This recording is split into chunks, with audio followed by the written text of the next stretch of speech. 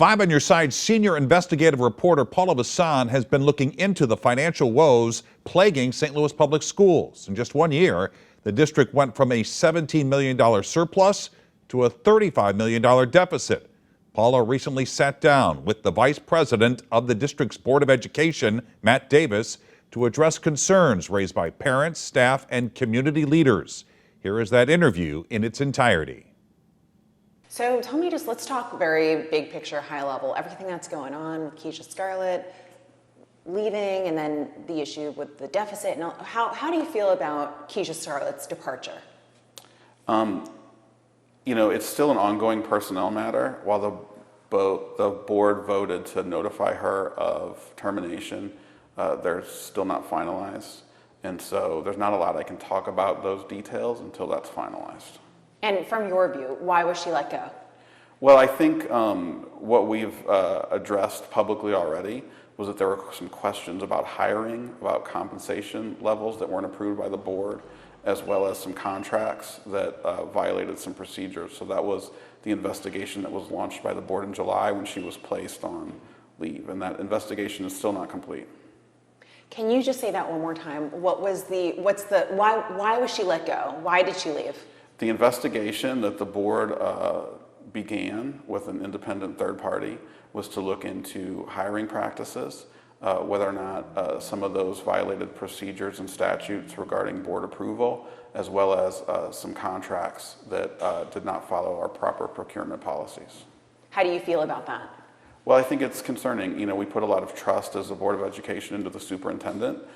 It's not our job to micromanage the superintendent. You look for professionals who are experienced, highly trained, and put them in charge of managing the policies and procedures which the board has put into place.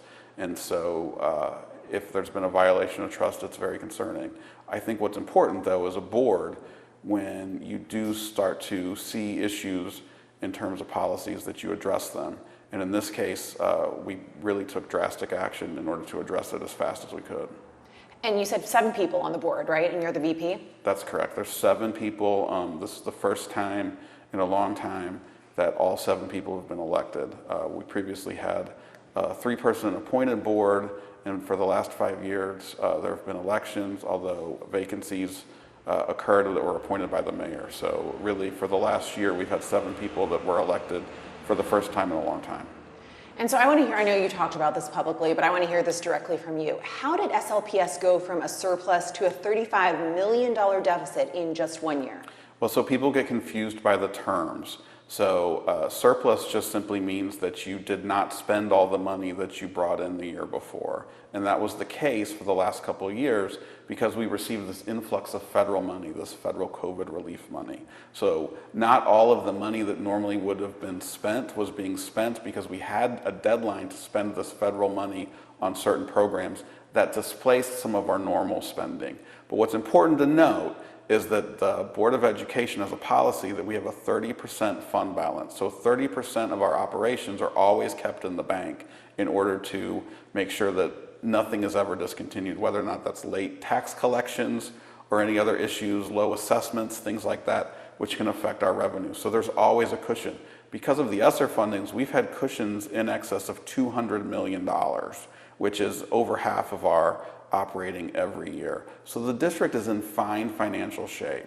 The deficit spending for the first time is just that we're spending more than we're bringing in because we had excess money in our fund balance, and that money has been planned. We are investing that into things like teacher salaries. We're investing that into curriculum resources, classroom libraries. There have been additional costs as well, rising costs as well. So transportation costs because of our emergency transportation plan, that was an extra $11 to $15 million that was allocated than we normally would spend. For 24-25, we have a raise in health benefit costs of $20 million, which is a nationwide issue. We're also planning for a change to our retirement system where the district is going to contribute a greater percentage than the law currently provides. That's kind of a long story in terms of a previous one, but there needs to be an influx of additional revenue to the pension system in order to stabilize that. So all of these things were planned. This is not something that we were not expecting. This is not something that we were not prepared for. This isn't something that we aren't prepared for in the future. This is a limited time deficit spending, and the planning has been ongoing and continues to go on to get us back to balanced budget spending. But at the same time, we're not going to go below that fund balance reserve, which is greater than was even required by the state. Okay, that's so complicated, but it sounds like, yeah, it was planned. But let's talk about these contracts, questionable contracts. I'm aware of a contract with specifically someone named Charles Wright with Wright Associates, and people are saying, what I'm hearing is that this was a very questionable contract and it was not done in the proper way. The first time that the Wright and Associates contract came to the board, it was on an emergency basis, which means that it was not bid. That is allowable as long as those reasons are discussed. And they were discussed in board meetings and open board meetings. And the reason for that contract was to overhaul our procurement system. And the procurement system has needed to be updated and changed. We were having a hard time getting people to bid, in particular on our largest contracts, such as food service, was only receiving one bid. And that was concerning to the board. So when Dr. Scarlett came in and suggested this contract, and this person came with that level of expertise, we discussed it in open session, decided to go along with that contract for procurement. The issue became sort of like what I would call consultant creep. You know, sometimes, you know, people hire a consultant for one thing and, well, magically they find, oh, there's other things I can help you with, or, you know, we need more help. And from my perspective, and I don't speak for the entire board on this, you know, consultants are fine. Consultants are good, particularly when they bring an expertise that you need to bring into the system, particularly with complicated systems, where you are having a hard time staffing from times, because that's been an issue in every industry, and you need to bring in consultants for a limited period of time to do that work. So it was a very justifiable expense for the first time. And there were changes made to the procurement system, which I do think have been helpful. The issue came when it came back for an increase to go up for another $200,000. The board did not approve that. That was not approved. That did not happen. I think it was 100. I thought it was 450,000. The board approved. 150,000. The board approved. Right? The board did not approve the extra 150,000. Are you really? I thought and I'll send the paperwork, but I thought the total was 600,000. It was not approved. The first one was for 450,000 for the initial consulting. It came back in May. That was never voted on in our agenda. It was removed from the agenda. It was not voted on. It was not approved. And then he came back for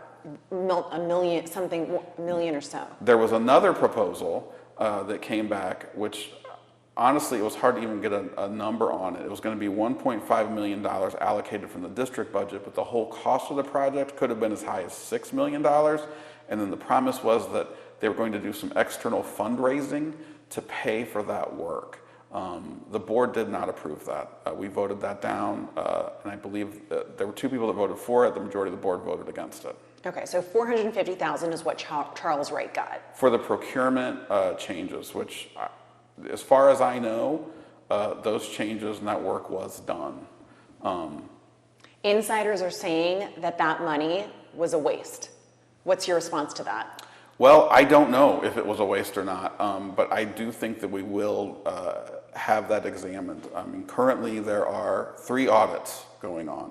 One was the board investigation of Dr. Scarlett, and then included the contracting that she did. And so part of that scope is to analyze, did we actually get what we paid for? Because from my perspective as an outside board member, I can't see into the day-to-day operations of everything that happened in this district. All I know is that this was what was promised. And in terms of whether that's delivered, we're looking into that. The state auditor is looking into that. And also, in addition, our annual audit, which we've already done, will examine some of those aspects. But certainly, we're having independent people look into not only that contract, but other contracts to see, are we getting what we're paid for? Because it's important to make sure that there's compliance with those contracts, but the person responsible for those compliance ultimately is the superintendent. And so that's been part of our issue. Were these contracts being given out? Were these things being promised to the board that we approved, and then we didn't deliver it, and yet they weren't being held to account for their non-delivery? I don't know the details of all that, but that's what we're trying to get to the bottom of. And just to be more specific here, insiders are telling me that that contract focused more on breathing exercises and didn't actually do anything to the procurement process. I've heard that too. I've heard that too. After this was all said and done, not while it was going on, but after we put Dr. Scarlett on leave, a lot of people are coming forward and saying these things weren't happening. My question is what is the process that these insiders are seeing these things and aren't bringing it to the attention of the board or to other leadership? We actually have a whistleblower policy where there's an independent third person who you can contact, and to my knowledge, no one ever contacted the whistleblowers. Was there a fear of retaliation? You know, was there fear of, from what I'm hearing about these contracts is that people were pressured to move them forward when they should not have been moved forward. Well, if that's the case, again, that comes into the purview of the superintendent. And if the superintendent is pressuring people and retaliating against people, that violates board policy. And so the only thing that we can do as a board then is to then take disciplinary action, employment action against the person who reports to us, and that's the superintendent. And that's what we did. And so just to reiterate, what are you doing specifically? What are you doing to make sure this doesn't happen again? So we are examining our policies. We've been under a policy examination actually for over a year because a lot of our policies go back to 1999. During the 12 years of the Special Administrative Board governing the school district, they didn't engage in regular policy review. So now we've got a backlog of policies. So we're making sure that the policies that the Board of Education has in place covers these instances. And honestly, looking at a lot of them, they do. It's not a matter of that the procedures weren't there, that the policies weren't there, it's that they weren't being followed. And if the reason they weren't being followed is because the superintendent was telling people not to follow them, that's an egregious violation of not only the superintendent's contract, but policies and state law. So really, the onus falls on the superintendent. Yes, yes. And so, like, I guess it seems like, you know, the superintendent was in a bubble. No one could, when she was there, no one could do anything because the structure in place didn't allow for people to speak up, even though you had this whistleblower. So you want to talk about the Wright and Associates contract. That went into effect in December, January of this year. The extension came before the board and was not approved in May. Dr. Scarlett was placed on administrative leave in July. So you're not talking about something that's gone on forever. You're not talking about something that people were able to get away with for an extended period of time. You're talking a matter of months before this actually got back to the attention of the board that we took action. Okay, so you think, so the board, how would you define, how would you say the board is doing its job? So we are a volunteer board of 7 people. This is a school district with 62 buildings with 3,500 employees. We have a budget of hundreds of millions of dollars. It's not a full-time job. So the board comes in, we ask our questions, we review the documents that are given to us in an extensive period of time. But in terms of day-to-day operations, there's going to be a lag time if there's something as serious as people violating contracts before it gets to the board. We're not there every day. We don't see everything. And so the insiders you're talking to, if they stay silent, and if they're staying silent because they're feeling intimidated, there is a risk that these things are going to go on and not get to the board. But what I can say is looking back at the board taking action, this was not something that went on for a long time. This was pretty swift and direct action as soon as we had any evidence that there may have been wrongdoing. And not only, but in order to make sure everybody had due process, we put Dr. Scarlett on leave and hired an independent third party to look into these things, who had more sophistication in terms of the accounting practices and being able to sort of look at what was being done. I mean, that's not the board's job to be hands-on to do that, but we did make sure that we relied on experts to do it, and we did it very quickly. When the next superintendent comes in, what's going to be done to make sure there are better checks and balances? There's got to be a better understanding and appreciation that policies need to be strictly enforced. And that's going to have to be something that the next superintendent absolutely is dedicated to doing, even if that means that sometimes operations get slow because it gets bogged down in a compliance and approval process. That's important to do for taxpayer money. And I get the pushback that sometimes getting contracts approved, getting things going through the vetting process slows down operations. So you got to find a balance to make sure that that is efficient and correct. But you can't just throw the baby out with the bathwater. But again, if you go look at the superintendent's contract, it is her responsibility to ensure that she understands the policies, she understands the laws, and that they are being followed.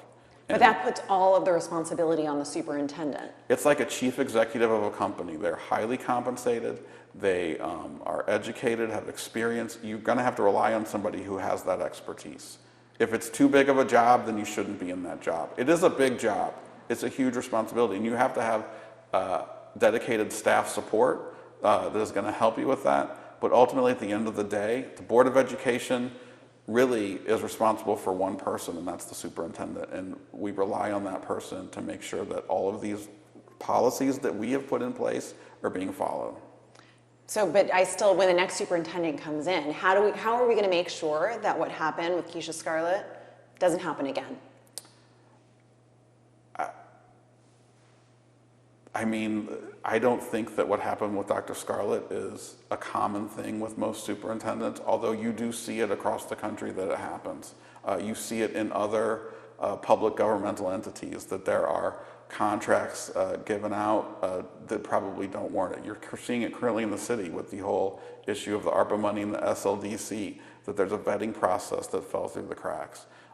The board's job is to put policies in place. It's ultimately up to the administration to ensure on a day-to-day basis those policies are being followed. So you're going to have to find a superintendent who is trustworthy, and certainly that exists. It exists everywhere. But when a superintendent violates the trust, that's when the board needs to step in, and either through evaluation or other employment actions to make sure that those are followed. That's the process that is in place.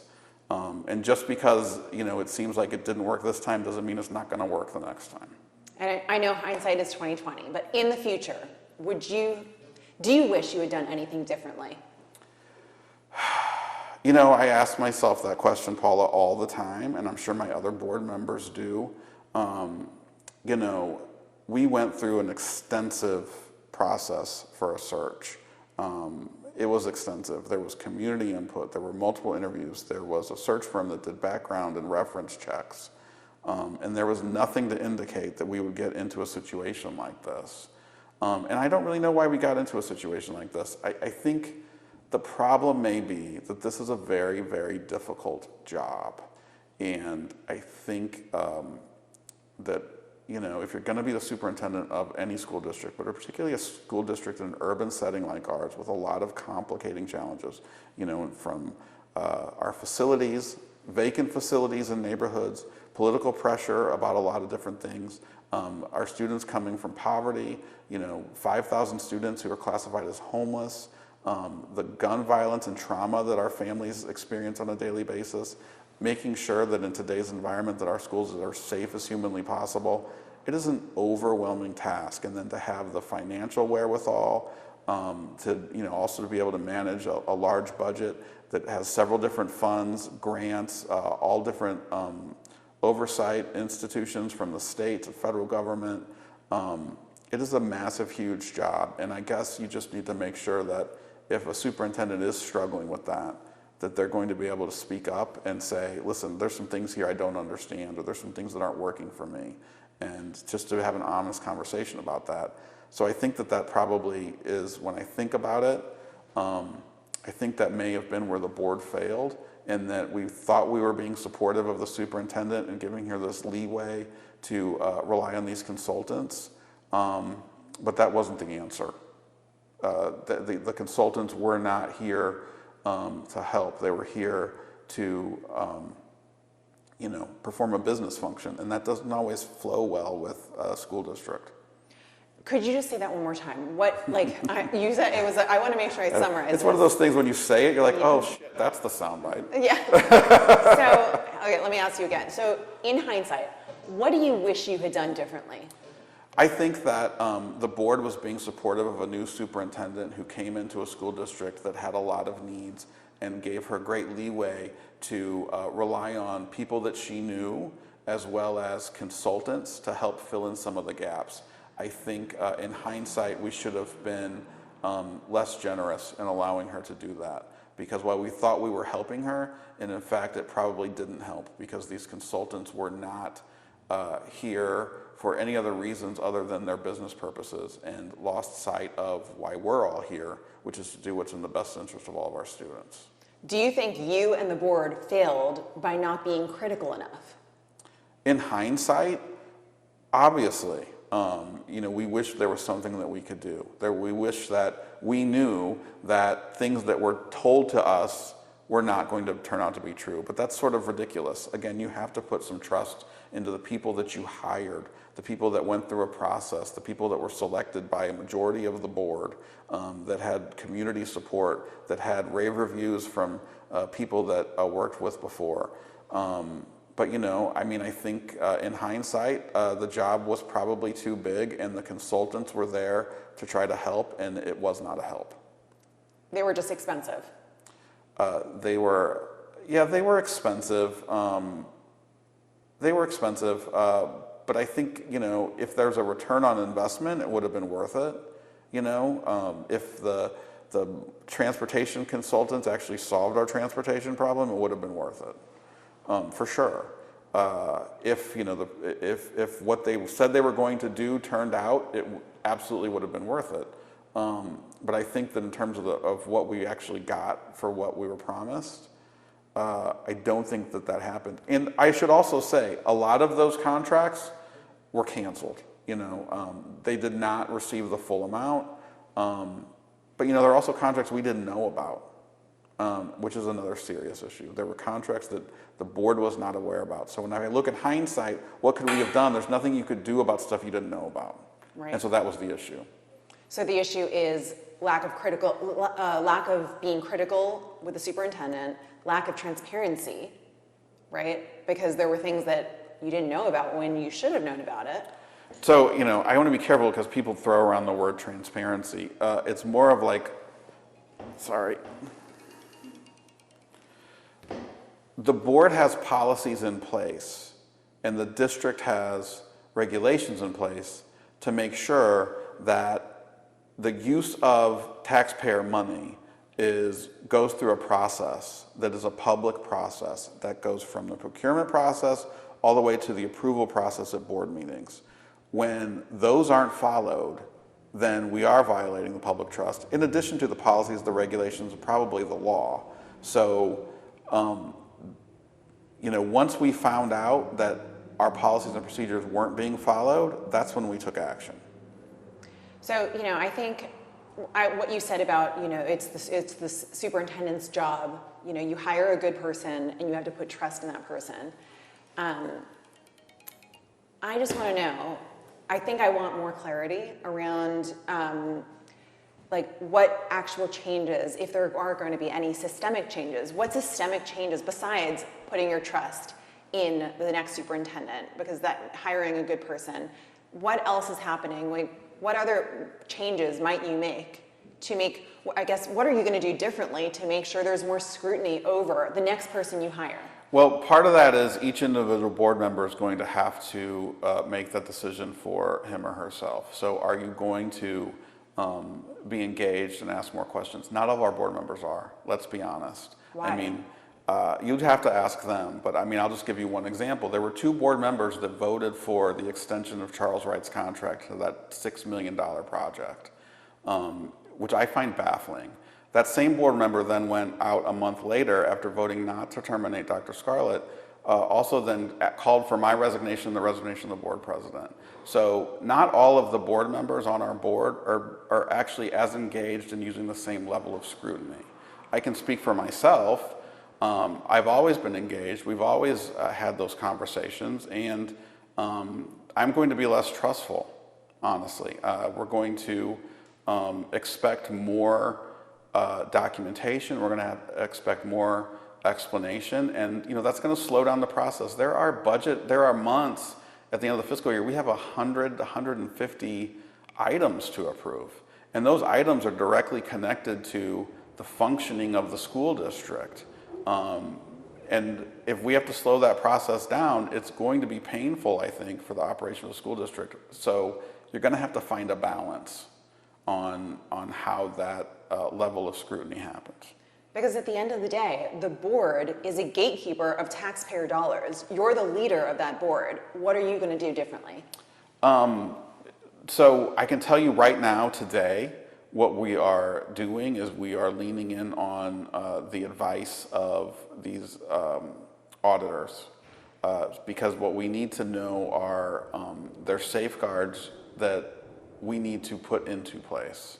From my understanding, a lot of those are in the policies, but the policies aren't being followed.